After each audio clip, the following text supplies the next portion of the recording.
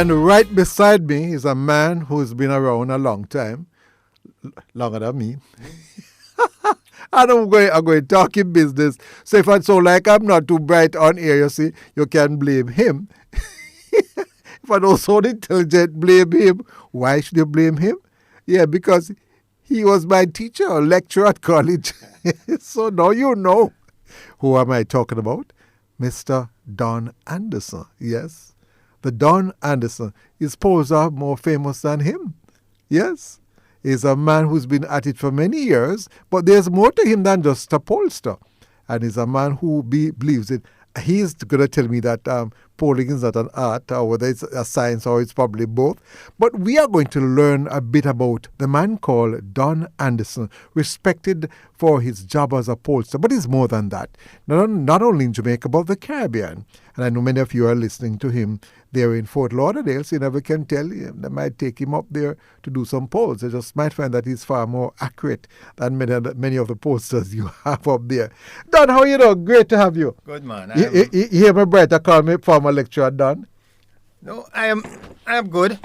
Happy to be on your program. Thanks for inviting me. For the first time? Not the first time?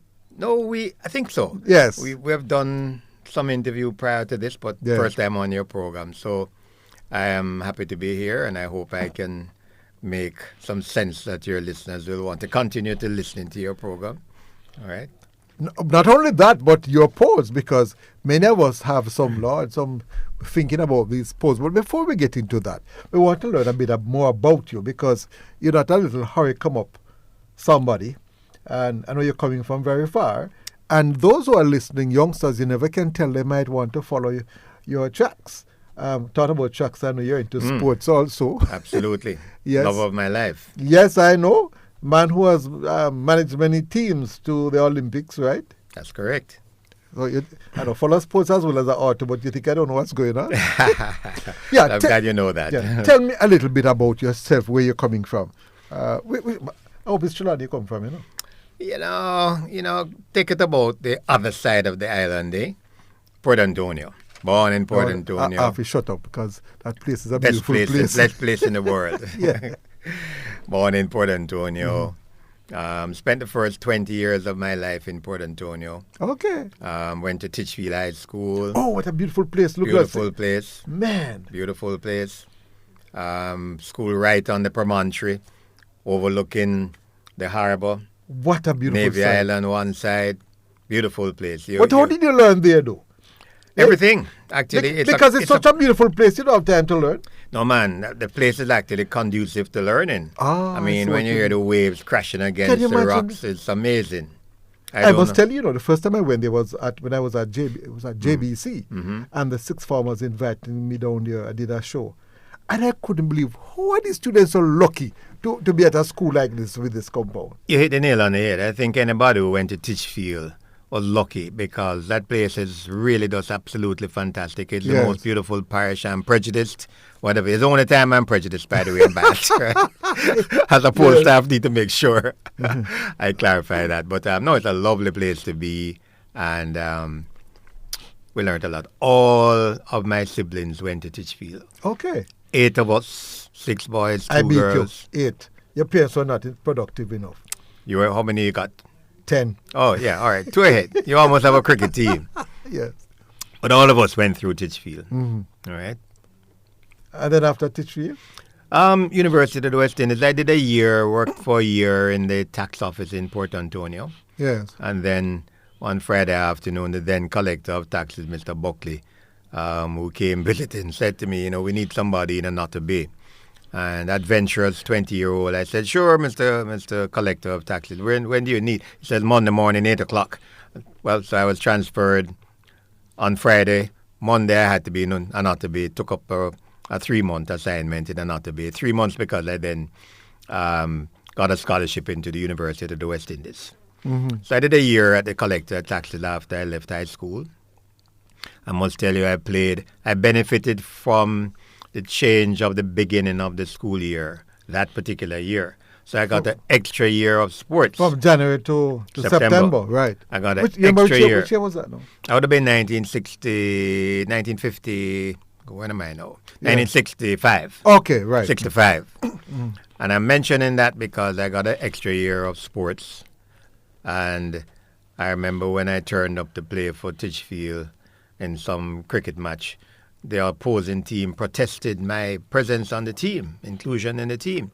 Because them said, no, this man been playing this game too long for school. He must be overage now.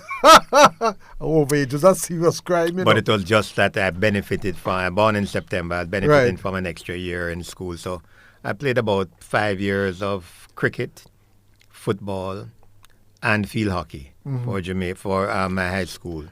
And actually was a captain of the cricket team, football team, hockey team for about 3 years, 4 years. And was the only, we won the Headley Cup for cricket for country schools in 1965. And I was the privileged captain of the team. Mortimer Geddes Yes, Martin. was the principal, was headmaster at that time. Oh, by the way, you realize that. I didn't go to Titchfield.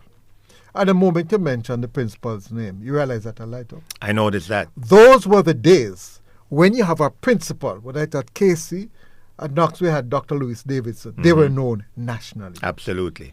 And they were like, oh Lord, they were awesome. You had to respect them and so on. Awesome. Those days are gone. Awesome. Gone. So yeah, that was my final year at school. Yes. As we won the Headley Cup, I was the captain. Mortimer Geddes was the headmaster, and I have a nice, big, beautiful photograph of the team with Mortimer Geddes. I'm holding the cup, of course. Right. And so that was that. And then I went to University of the West Indies, Taylor Hall, and 5 of my siblings and myself had the privilege of going to University of the West Indies. All of us in Taylor Hall. You should never bribe nobody. Tall Taylor Hall, the Hall let of me ask you, Halls. in those days and that time, Yeah. what was so special about your family, large family, that you're able, because in those days you're lucky, if probably one out of the district get accommodations. Yep. But just go to high school or university. Really? Yep. I was fortunate. I got a government scholarship. Yes. And I went into Taylor Hall. I mean, I had 2 older brothers who had gone through Taylor Hall, and obviously the place to go was Taylor Hall. It's Taylor Hall, you know. right. And then my 2 younger sisters and my younger brother all went to Taylor Hall after that. So 6 of us went through Taylor Hall. All you still alive? No.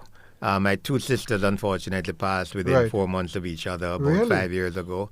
And an older brother of mine, he passed about 3 months ago. So we're down to 5 now. On to 5. Down to 5. It's part of life. Part of life. have And to you work deal with so hard, you're involved in so many things. Just quickly tell us a bit about sports. You look fitter than me, you know.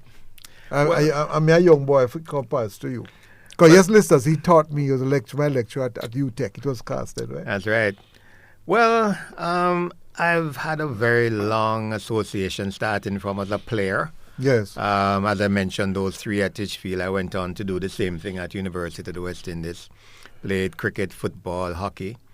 And for university, as a matter of fact, I will tell you that my very first flight on an aircraft ever was when I was selected on the University Mona campus team for inter-campus games in Barbados. You went to Barbados? First ever trip on an airplane. And the second trip on an airplane Yes. was the following year when I was also a member of the Mona campus team Okay. to go play in Trinidad. But when you land in Barbados, you think you come from a big country, you land in a little country. Can you imagine, so? But Barbados nice is such place. a beautiful place. Nice place. Really nice place. I hope you got your first taste of them. They call it Marby. Yeah, everything, man, as a matter of fact. Flying fish. Flying fish. In Trinidad, I had a very fortunate and an unfortunate experience, I say Yes. so, because on the night before the last set of games, a Trinidadian who was a member of our Mona campus team said we have to walk downtown from St. Augustine to San Juan and eat all the oysters along the way. You know, easy. Sound like a good plan. No, Yes. that was his plan and we followed. So 3 of us walked from St. Augustine campus where we Yes. were staying. And between us, we put away about 12 dozen oysters on the way. And The rest is history. The next day... but we didn't hear the rest of the history. Anyhow, he's a decent gentleman. I'm sure he didn't have to do anything in the bushes. Anyhow, that's another story. Yeah. Yeah. I couldn't stay on the field very long for the next day. I had to My make God. several trips off the field. But that was a plan, you know. Nobody was on part of my side. He was Oh, on my no. side. We're all members of the same Mona Yes, campus yes. team. But anyway, that was that. But yeah, those were my first experiences flying on an aircraft. Since then, I've had the pleasure, the real pleasure, real distinction of traveling to about 68 countries now. And by the way, we're going to call you. I can just tell you from now, Yeah. just to talk about that. But let's move into the polling. So now, listeners, you have learned a little bit. That completed, and he hasn't mentioned much about he was a lecturer at various places, at the University of the West Indies, at CAST, and other places. So, but we're getting to know more about you Yeah. because whether you know it or not, you're a legend. And there's that well, you are. And as much as many of us are quite aware of the work done by Carl Stone in terms of laying the foundation, you have brought home polling to this country, and you have helped to deepen the democratic process, which is a national effort. So I want to personally thank you. I accept that with great Yes. dignity and privilege, actually, because as a matter of fact, I got into political polling because on the first occasion that I did some political polling for one Edward George Siaga, he took out You his mean this notebook. gentleman? What we need is sound economic planning. Jamaica is like a motor car running downhill. That's right. It is swinging to the right, it is swinging to the left, and it is totally out of control. Clearly. Anyway, he Yes. was who actually invited me to do my very first political poll, Okay, interesting. 1989. Mm-hmm. And he did so by asking me what was the latest piece of information I had from some work I was doing for the Bustamante Institute of Public Affairs, Okay. of which, of course, he was, Yes. he was during his time as Prime Minister during the 80s. And I said to him, Mr. Prime Minister, first time I'm meeting a Prime Minister in my life. Yes. I said, well, the last poll I had was excellent. He said, it will please you to know that you're within 1% of what Professor Carl Stone has gotten. I want you to do some work for the party. Yes. That was my introduction to political polling. Oh, really? But he has a way of taking up persons and seeing the talent, and quite a few persons. Yeah. Not only in your field, but also in the creative Sure. thing too. Tremendous gentleman. You're hated by the PMP, hated by the JLP. Oh, no, I'll come take now. Yes, when they poll us what they don't want to say, they don't like the man. I should be, I tell you now. And then by some of us who say, hold on, how the poll us so him don't ask me no question. How the hell him for know? Make up the figures then. Yeah. Tell And us these about are- the art. Is it an art of polling? Is it a science? Tell us so we can understand. I know it's a very complex thing because Yeah. you guys are into mathematical things, and carefully me know, because 2 plus 2 is equal to 22, right? So tell me about the art of polling. I don't want to take your profession. No. I'll talk about it. I mean, I have a philosophy by which I live, and it is that knowledge which is not shared is of little value. And I will tell you, that's a principle that I knowledge live by. which is not shared shall be buried forever. Okay. So, and I coined that phrase in one of my lectures, maybe 2018, Yes. at the University of the West Indies, teaching master's students survey research methods. And on the first night, New Year, I had not been prepared. I really wasn't prepared. And I got to the lecture at 6 o'clock, and I said, what am I going to do? And I said, let me just talk through this research process. Let me talk through experiences that I've had. Let me give you examples of how research is used. And after 3 hours, that's 6 to 9 lecture, after Yeah. 3 hours, one of the students came up to me and he said, Mr. Anderson, you shared so much tonight. How come? I said, I have to share what I know. Which sometimes far greater than what is in the textbook. Well, And probably far more. Well, is real life is real life. Textbook can't Absolutely. compete with that. Absolutely, because, instead of just giving them the textbook, Yes. the theory, which I know very well, I could show them how the research process applies to life, To life. real life. I gave them examples of companies that I had worked with, things that they didn't know research involves, products that we were associated with at the launch stage, things that they were like spellbound. Mm-hmm. When I told them about products that we used to do a lot of work with, Red Stripe, Because if you don't do that research, if you're going to introduce a new product, yeah, you're going to promote it. There's a peak and there's a trough. Then there's all that. If they don't understand that concept, then right. you have a problem. So, first of all, therefore, you asked me a question that Yes. I get asked regularly. Done, this polling thing long time, man. Oh, nobody never come interview me yet. I said somebody else answered for you. I said, what about answer for me? I didn't know what me think. Kind of, So I said, here's how polling works. Yes. First of all, the most important thing in a sample. It's a sample. The most important thing in a sample. Yes. Is not how large it is, but if how representative. Of the whole. Hello, you see there? You never teach me too much. You see, I remember. I There think I you go. too. But you could, but you could tell them all about the things, having benefited from my little Yes. teaching. But a sample has to be representative of the population And from which sample it's don't mean chosen. sample as well. They say you're a sample man or you're a sample leader. Sample means the actual representative of the whole. Absolutely. So that the more important word in a sample is this Representative of the representativeness. whole. But how do you do that? You can get 1,000 or 2,000 persons. How the hell you know that is represent the whole? How do you do that? Well, there are a number of very complex means by which you can select a sample. Yes. You can do a random probability sample where it's a very technical way to sample. We can do it all kinds of ways. And I can tell you, let's look at the media survey. We're in a media environment. Yes. We used to use what is called a Kish card, for example. Kish card, KISH-KARD, where we would select in office a random starting number, a random starting address. Okay? We would then use what is called a random route walk process, where in built-up areas in urban centers like Kingston, Montego Bay, the interval is every fourth house. All right? Why? Because houses tend to be closer together, and therefore you don't want to be interviewing every next house, because then you're likely to get patterns that are similar. Right. So you do every fourth house. And there's a pattern by which you walk. You go down a particular road. When you come to it, tell you a left turn or a right turn, tells you what you do when you come to a cul-de-sac, which is a thing they have to turn around back and come back out. Very elaborate. And then when you find a particular household that is identified for you, because the key thing about sample selection is that it has to be taken out of the hands of the interviewer. All right, I'll tell you what, no. Sure. I agree, I have to take it out of the hands of you now. You can earn some money.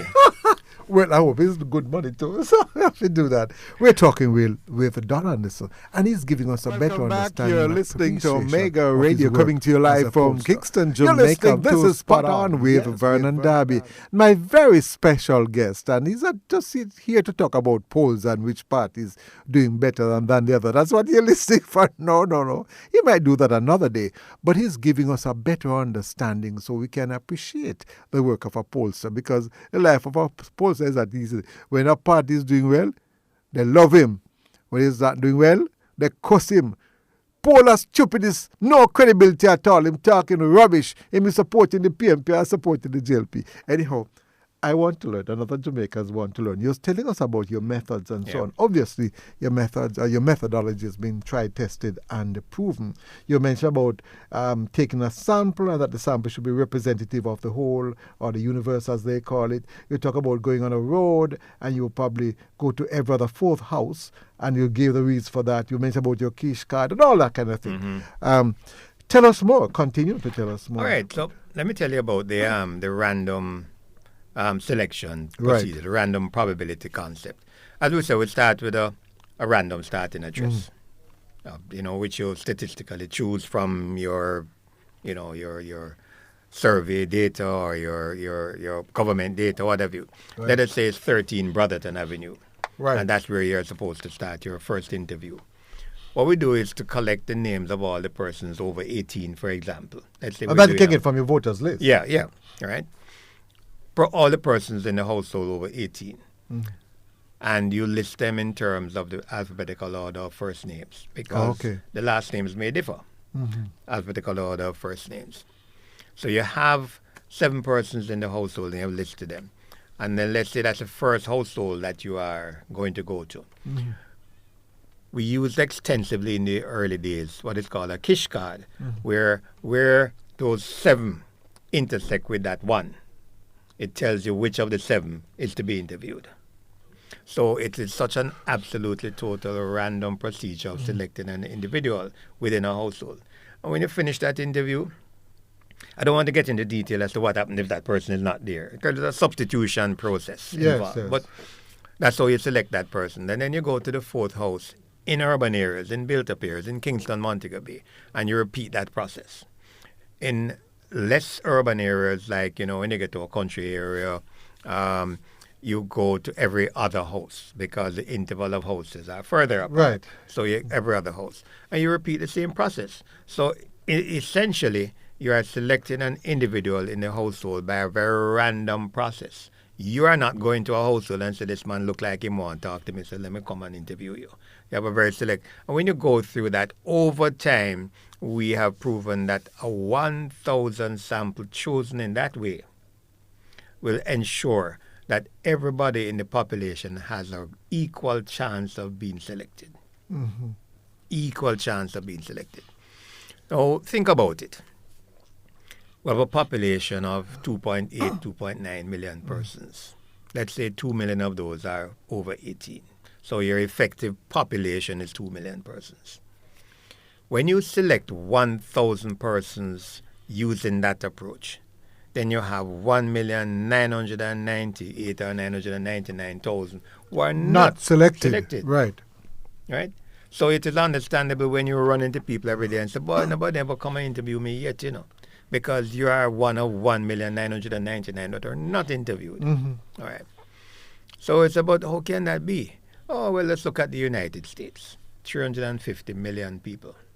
If you can show me 10 polls in any election year that interviewed more than 1,500 people, I would say, you have done a good job, because you're not going to find too many of them. Okay. When you look at the presidential election polls, for example, we did an analysis in the Trump versus Hillary Clinton thing. There were 179 different polls done by about 40 different organizations in the 4 months leading to the election. About 5 of them used a sample as large as 1,500. Population, 350 million. Population. Yes. Right?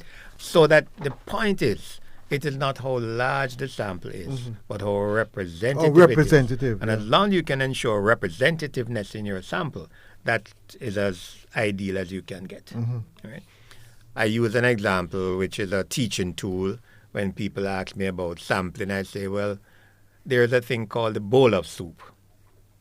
If you have a bowl of soup, nicely vegetable soup with all pumpkin, chocho, that kind of thing cut up in there, and I use this example advisedly.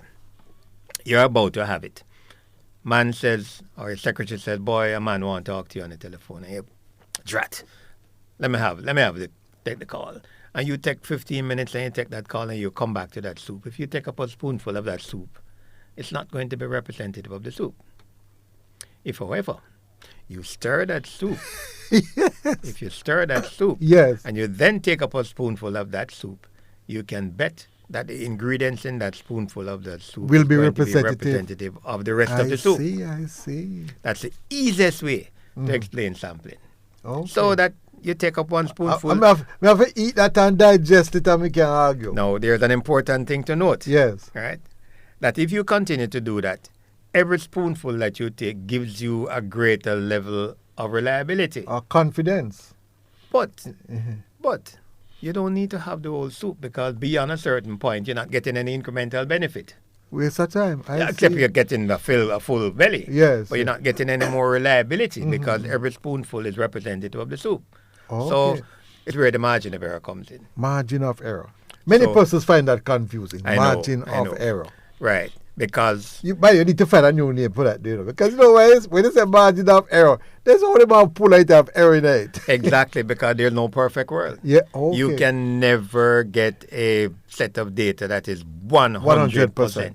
But there are certain acceptable limits of reliability. Okay. And as long as you're within 95% sure that the data that you get is within plus or minus 3% of the actual. How do you decide on that percentage? It's mathematically calculated. Okay. And it has been proven. So over time, I mean... And I don't try to understand because I know 2 plus 2 will equal 20. I know. But we started in the market research. I must mention that I'm really a market research professional. Right. People call me the pollster because it's the loudest. I started in the market research business 52 years ago. But probably that's what informed your... But of course, because the principles are the same. You understand marketing. Yeah. You see, the principles are the same. And I come out of a very strong British tradition in terms of my market research experience and knowledge, having worked first for a British market research company based here. Okay. And then I took it over.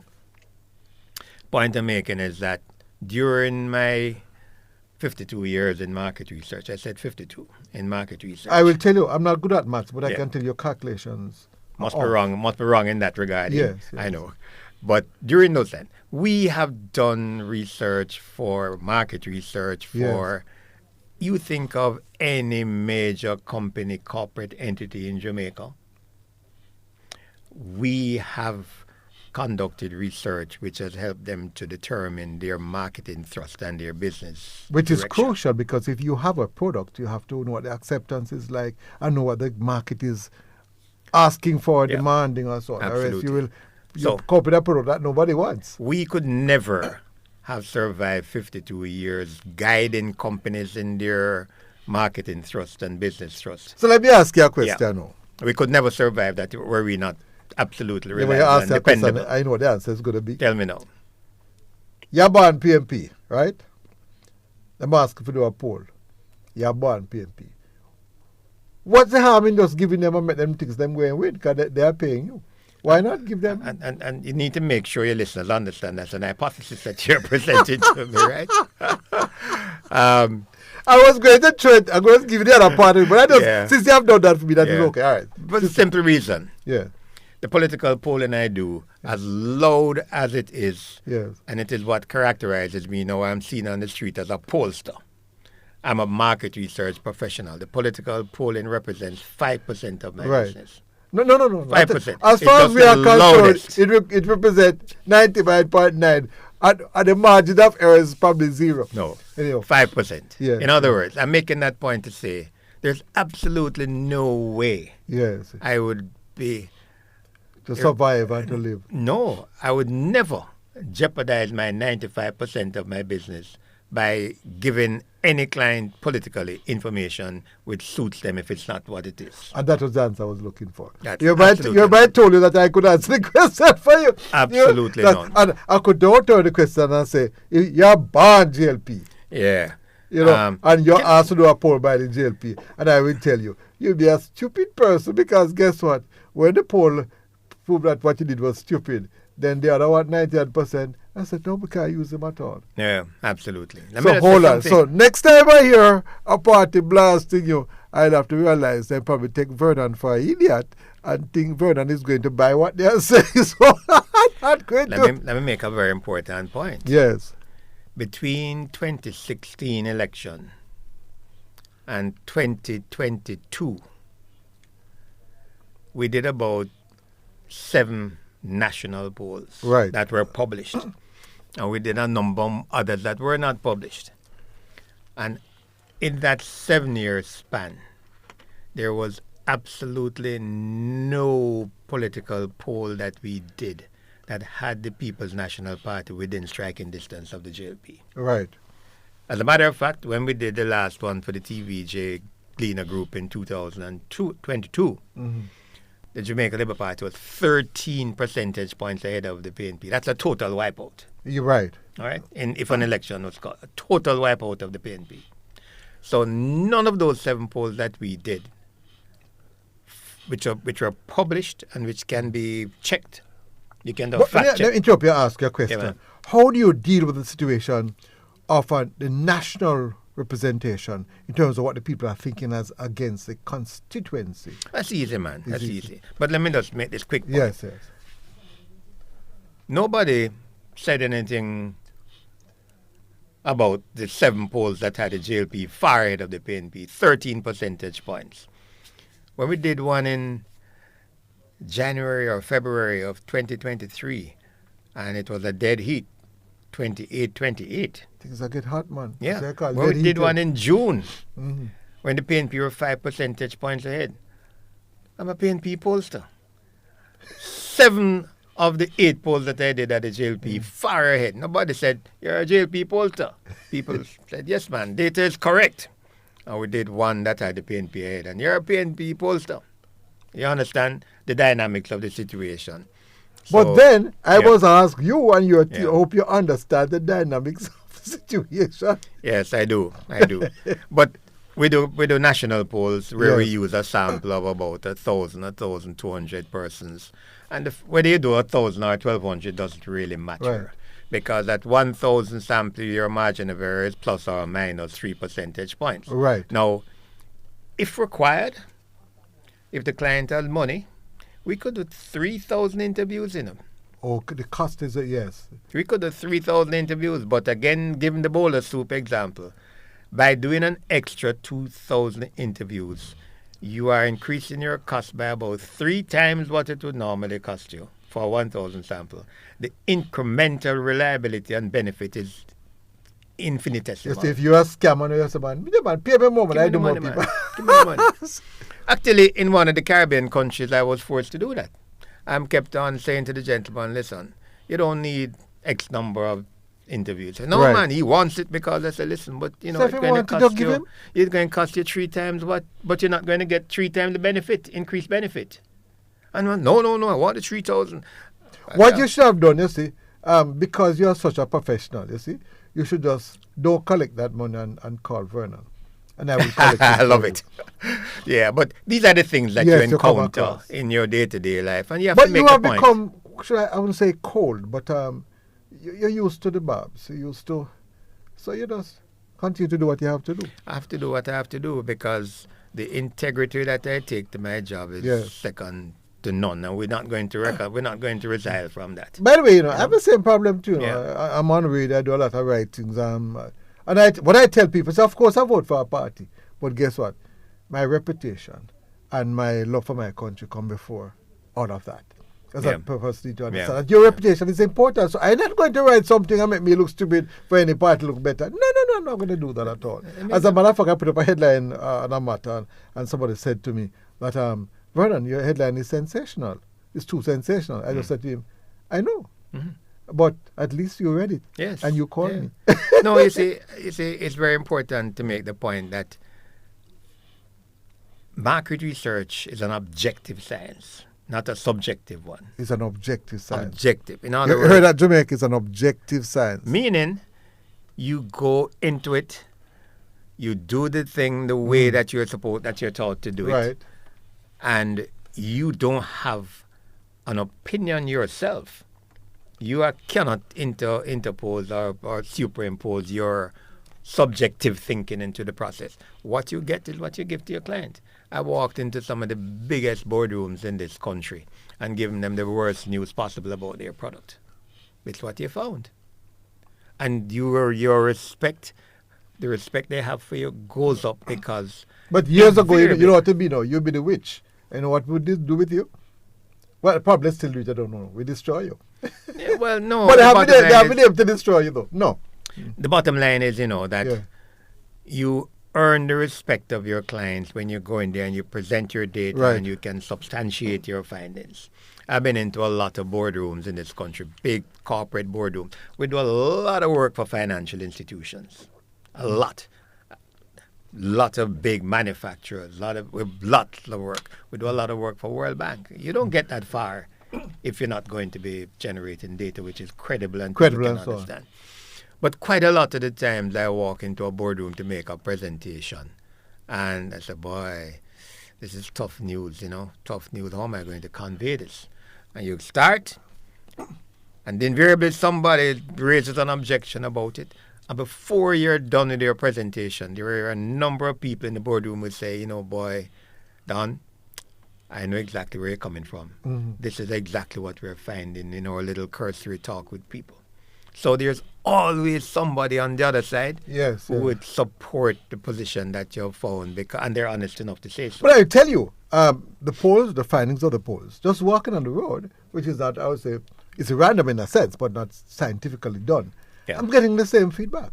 But the thing about it is that, sometimes you get some anecdotal information. Yes. There's a place for it in political polling, I can tell you that. Yes, yes. I can tell you that. I can give you one clear example. Sentan Gallimore versus an unknown man named Shaw or something like that way back. And when we were polling in that particular constituency, it was coming up that Gallimore was going to lose the seat. Mm-hmm. And I'm saying, but this don't make no sense. This is where the man was born. This is man did that. But and I got one of my employees who was living in the area said, listen, I want you to go down to a couple bar and club and thing like that. And I want you to tell me what you're picking up, man, because I'm getting something from the polling that we're doing that counter to anything that makes sense. Right, right. And after a weekend, the man said to me, Mr. Anderson, why, Gallimore can't win, Based on what I hear and everybody are talking, can't win, man. So that alone wouldn't be good. But armed with the scientific data that we collected that was pointing in a direction that Gallimore wouldn't win, I was able to categorically say on the night in 1997 that Gallimore was not going to retain that seat. I was on the program with Tony Abrams and D.K. Duncan and Bev Manley. And Tony Abrams said, no, what kind of fool poll you come with now? Gallimore can lose. And when the first 3 boxes were counted, 3 boxes out of 103, DK says, Tony, done right. And Tony Abrams said, you're mad, 3 boxes. He said, if the man can't win in these 3 boxes, because he would know, and that's anecdotal. He would know those seats. These are hardcore. If that's a trend, because that trend start to set in. And Gallimore didn't win. But that is good too, though, you have your scientific data, but sometimes you have that little doubt. It's sometimes good to check. Because anything can happen and can cause your figures to skew. No, but it's because you look at the trend. The trend of the data is an important thing. When you have a trend that says Gallimore had won here every time by X number, right? And you say you expect based on you, but when you're looking at your data, your scientific data, and it is saying, well, this is trending in a different direction, you have to sit up and say, boy, where did we go wrong? What can we do to substantiate? But there's another thing that some of us will say. Pollsters are dangerous. They use them to set up things to give the impression that one party is winning. And when that happens, people are going to go with the pollsters. How do you respond to that one? I'm sure there are pollsters who do that. This pollster won't do that. Period. And that's probably the best way. Can I answer for you? Yeah. Your credibility too big. Bigger than we the political parties, right? Absolutely. Absolutely. Because I must tell you, the fact that they win and they lose sometime means that the credibility comes and goes. Yeah. You can't afford yours to go. No. You have to keep on coming. Yeah, absolutely. Absolutely. What else more you have to tell us now? No, I think we have had you and you have given us so much. And I think, let me see now, it's now, time is coming up on time. Yes, but you have given us so much. So, yeah. You notice, this conversation. Impact of polls. People ask me, but why the poll them going to lead people? Yeah, that's what I said before, yes. There's a thing called the bandwagon effect, which we all are familiar with. When a party, by virtue of what a poll is generating, it looks like they're going to win comfortably. Yeah. It has the potential, or it potentially has the effect of convincing those who were likely to support that party. Boy, we can't win, some make no bother go vote. All right? But that's in a situation where there's a huge block of votes that look like it's going to go to a particular party. Yes, yeah. When the gap is narrow, it will not impact at all, significantly enough, because people are going to be energized by the closeness of the data. But when there's a huge gap and there's one that is way out in front, people say, especially if they have done probably 2 or 3 terms. Yeah. And it strengthens the support for the one that is far ahead. It's one thing I'm not going to ask, Mr. Vernon. I'm not going to risk my credibility. I will have to do some polling. I was going to ask you, which party going to win the next election? That's what all why you're here. And that's why you're Well, parties are one. I mean, elections are one, and election day. Election day. So, no matter what the polls are saying, the polls give you an indication of how people are likely to At go a particular to vote. point in At a time. point in time. What's important is if you have a long trend of data, then you can be in a better position to predict the outcome of a poll. But you need a trend of data. If you get some flip-flopping like we're getting right now, yes, where we had a long time series, if the JLP called election in 2021, they would have won going away. What is happening now is that the PNP seems to have caught up by virtue of perhaps some missteps that the JLP have made. And so for the first time, twice, we have had the PNP ahead of the JLP out of 10 polls. It's not a long enough time series. Not a long enough time series. Just to jump this, because why some of us want to understand more how what the workings are. So that's why the poll is up playing. All persons want to hear PNP get win and JLP get win. And I you don't need to do a poll for this, because this is a real challenge. The system is so set up that the third parties don't seem to have a chance at all. No, and unfortunately, a number of third parties have come to us to do some work, and when we've given them the proposal, they don't come back. They don't come back at all. And And let me tell you something. It probably is a human thing, You have two hands, left or the right. This is all subjective, though. Probably if we had four hands, Yes, it would maybe probably- subjective. And in most countries, the multi-party system don't seem to work at all. Interestingly, the dynamics of being in a place like St. Kitts and Nevis, Yes. where in St. Kitts we have 3 political parties. Right. And in Nevis we have 2 that are different. So we have 5 political parties contesting St. Kitts and Nevis with about 30,000 people. 5 political parties, 30,000 people. All right. In Jamaica, where we have 1.9 million and we have 2 parties and we can't get a third party. You see the kind of...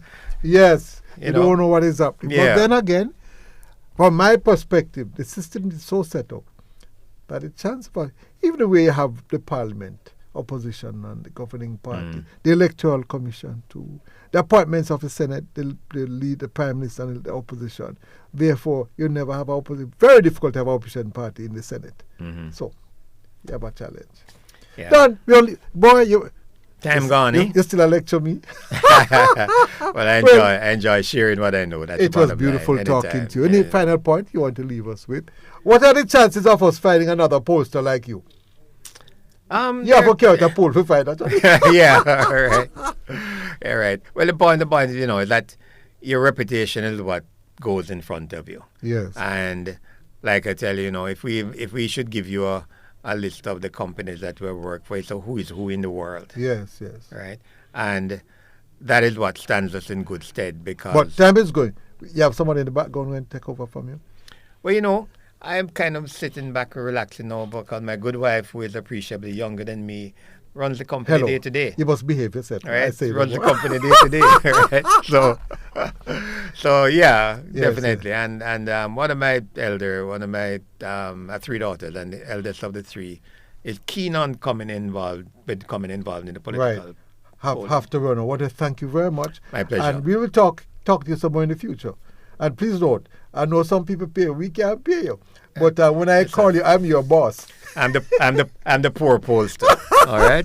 Don't worry. Done on this, sir. Yeah, man. Thank you very much. My pleasure. Jamaicans, My pleasure. Jamaican, and the Caribbean, most outstanding pollster. Thank you and very probably much. is that the world because they won't call him up on North America. Yeah, I'd love one of those projects, then I could retire. Thank you very much, Don. My pleasure, Have a sir. wonderful My pleasure. day. Thank you very People much. are thankful for your service that you have offered All right. over the years. Thank All you the very best, much. my brother. My pleasure. There you have it. Still, that's going to go for the break. Vernon Derby. This is SpotOn with Vernon Derby. So come back. Don't move.